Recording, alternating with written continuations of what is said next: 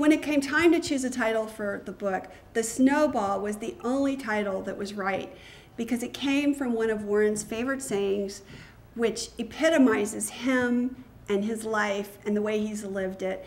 And that is that life is like a snowball, and all you need is wet snow and a really long hill. And that's not just talking about money. It's talking about relationships. It's talking about how you plan your life.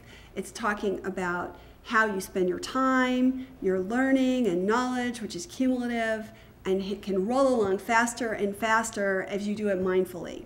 The impetus for writing the book came about in the spring of 2003 when another writer approached me to collaborate on a book about Warren Buffett. And the topic for that book was fairly narrow, and I felt at that time that writers had begun to carve off little pieces of Warren and write about him as if he consisted of a group of narrow subjects: Warren Buffett, the manager; Warren Buffett, the investor, and so forth. But I saw him more as a comprehensive whole. In thinking through this book idea, it suddenly struck me, that's not the right book. The right book is, and the idea for The Snowball just sprang into my head, almost fully formed. I wanted to see a book about Warren Buffett that told a comprehensive life story of him that explained why is he the unusual person that he is. Why is he someone who is so rich yet doesn't really care about spending money for its own sake? Why did he grow up in this very right-wing Republican family and yet become a liberal Democrat? Why is he someone who believes that rich people should pay taxes?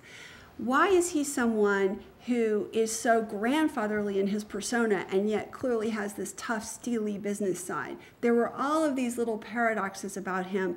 And he was also somebody who had a life that was clearly worth emulating in many ways because of his successes, both in business and personally. He had so many friends.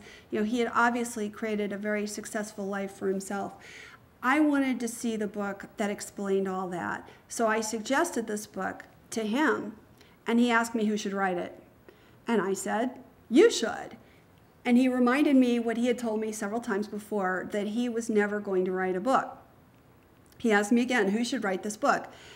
And I told him that I realized that nobody but me would ever write this, because no one but me would ever have this very comprehensive idea, most likely. And he said immediately, if you write it, I'll cooperate with you. That changed everything. That meant he would do unlimited interviews with me. He would make his friends and family available to me. I would be able to rummage through his file room to my heart's content. And at the time, he was 73 years old, so there was no time like the present. In the end, I decided this book should be written, and I decided to do it. The length of the book is largely a function of the fact that it's narrative. I've taken my 300 or so hours of interviews that we did formally, and I've put pieces of that into the book to give the reader an intimate experience of being with him, so you feel that you've sat down and had a nice, long, leisurely dinner with Warren Buffett. Warren's sister Doris Buffett, who is someone that I did interview extensively for the book, at one point took me to see David McCullough, the Pulitzer Prize-winning biographer. He is a friend of hers and lives close to her in Maine at her summer home. And he gave me some advice that in the end proved incredibly influential in my thought process. He said, you have the right to be a perfectionist. Don't let anyone take that away from you.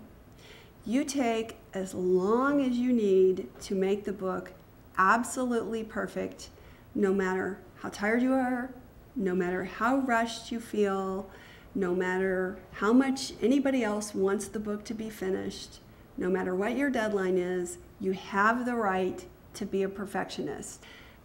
And after talking to him, I realized that it's right to be a perfectionist. I was only going to do this once, and my name was going on it, and it was about an important, worthy subject